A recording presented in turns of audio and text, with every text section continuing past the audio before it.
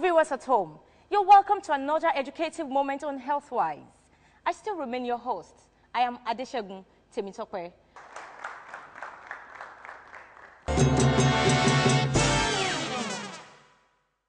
Bad environmental hygiene has contributed a great deal to most of the prevalent health issues of our time.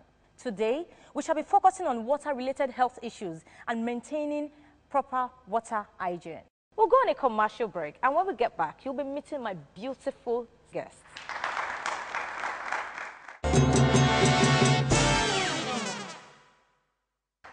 Welcome back. With me is the Deputy Director, presently an Acting Director of Disease Control, Lagos State Ministry of Health. Please welcome with me Dr. Mrs. Omowumi Bakare. Good afternoon.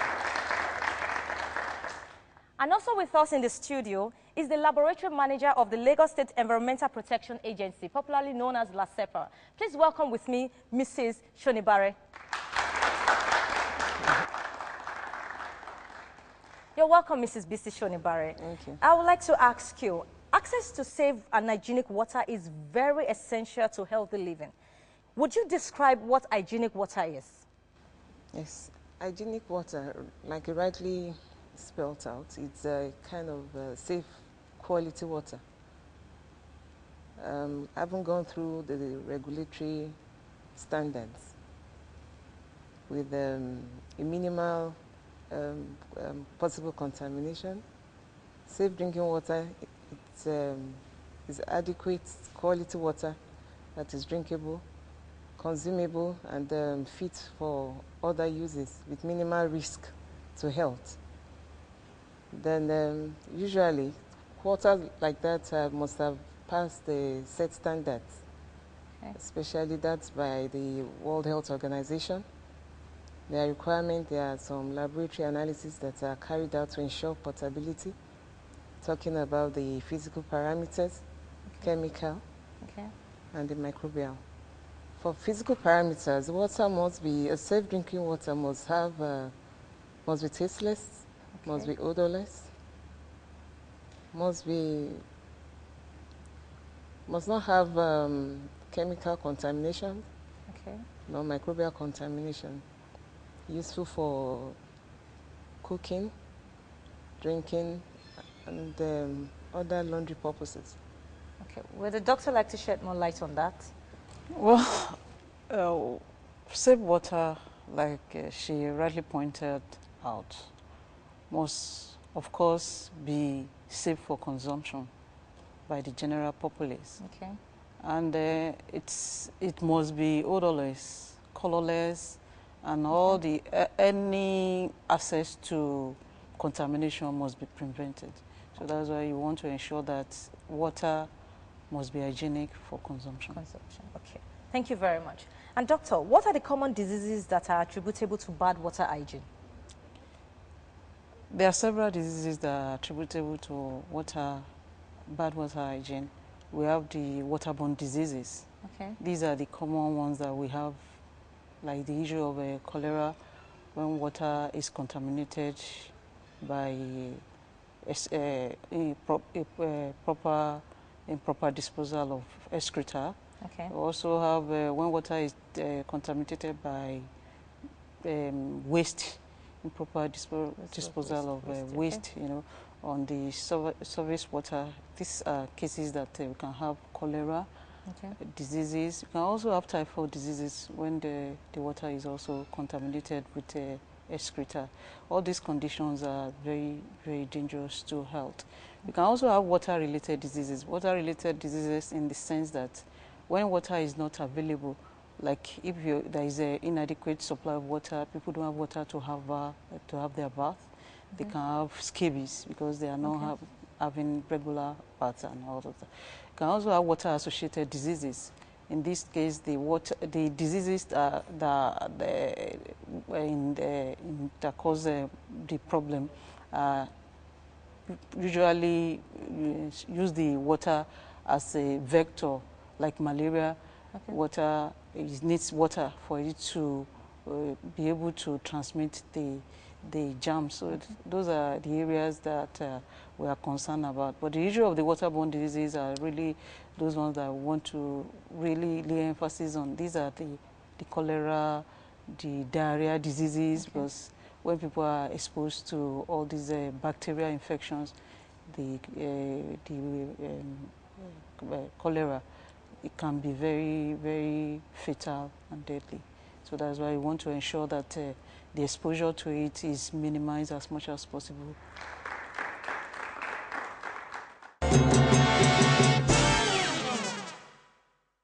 Water pollution is a contamination of water bodies which include lakes, rivers, oceans, aquifers, and groundwater. Water pollution occurs when pollutants are discharged directly or indirectly into water bodies without adequate treatment to remove harmful compounds. Water pollution in almost all cases has a damaging effect not only to individual species and populations but also to the natural biological communities.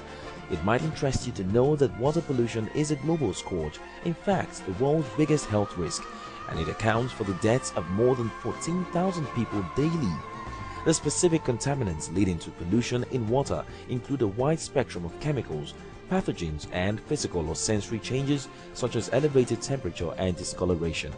Impacts will include sea level rise, saltwater intrusion, harm to fisheries, and more frequent and intense storm events.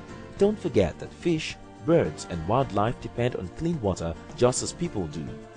The effects include vomiting or diarrhea, a sick stomach, skin rashes, cancer, reproductive problems like infertility, but usually after drinking polluted water for a long period of time. Developmental problems, some kinds of learning disabilities can happen after drinking dirty water for a long period of time.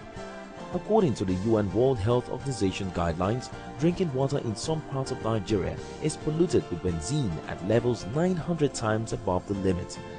The government should enforce existing laws to ensure the prevention of water pollution. Water pollution prevention and control measures are critical to improving water quality and reducing the need for costly wastewater and drinking water treatment. Water pollution can come from many different sources, including air pollution. Clean and plentiful water provides the foundation for prosperous communities. We rely on clean water to survive. We can start effecting these changes from the grassroots and even in our sphere, but we need to start now. Let us take heed and ensure a clean environment, thus avoiding water pollution.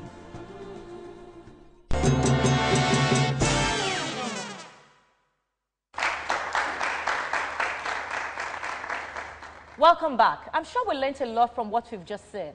Doctor, how deadly are these diseases? These diseases are very deadly, especially when they are not properly treated.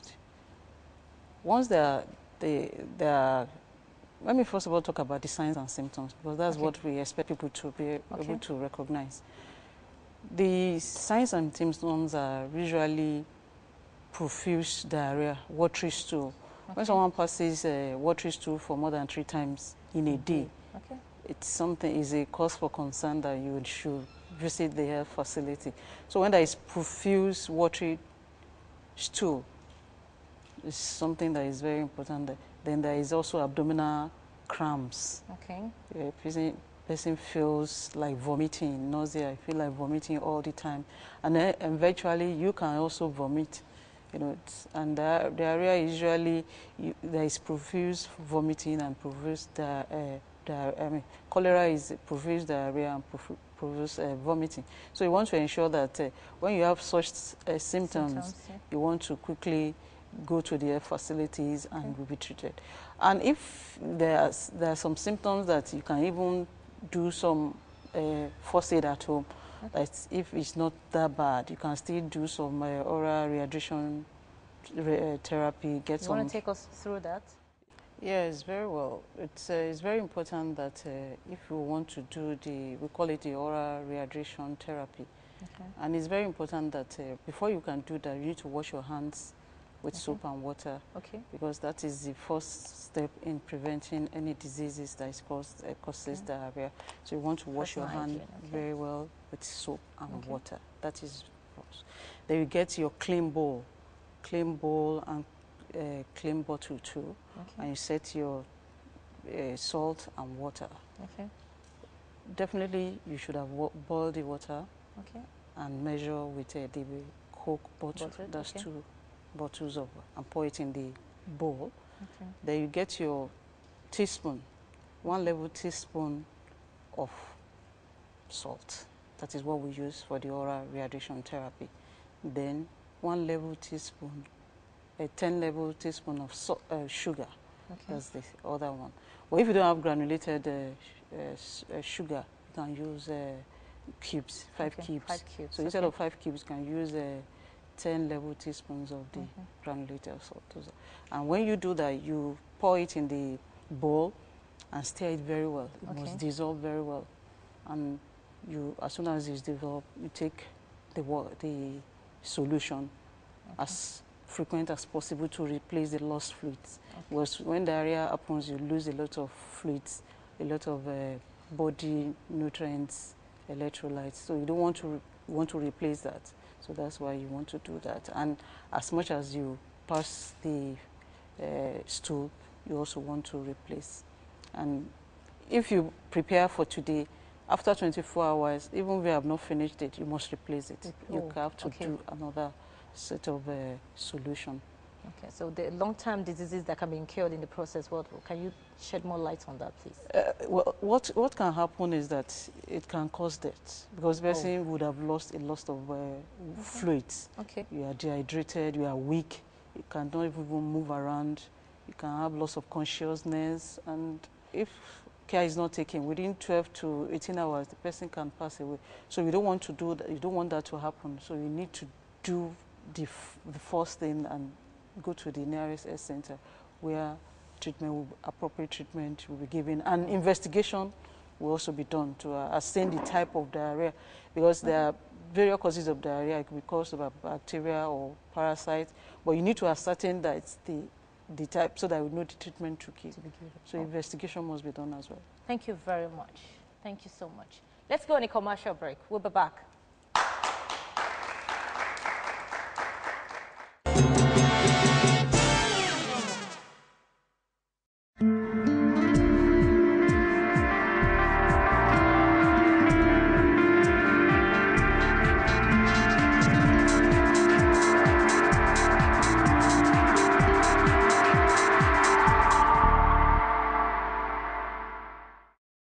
Hello viewers, this is Taiwo Olatowosun on Healthwise. I hope that was enlightening. But before we go, here are some precautionary tips on water pollution. Do not empty oil from your car engine or other engines into drainages. Avoid discharge of industrial trade effluents without prior treatment. Use environment-friendly products in cleaning. Use acceptable pesticides and fertilizers, as the runoff end up in drainages and streams. Do not leave PET bottles of water in your vehicle or under the sun for a long period, as the plastic reacts with water over time. Just in case you missed any part of the show, it's available all for you on YouTube, Healthwise Nigeria. You can send your questions and contributions to the email on your screen, like our Facebook page, Healthwise. You can also follow us on Twitter at HealthwiseNG. Until next week, remain healthy.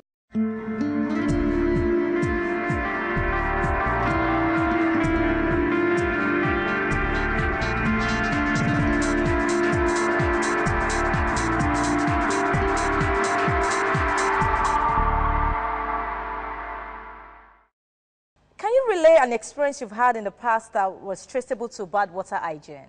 Well, straight to my university days. Okay. And also my secondary school days.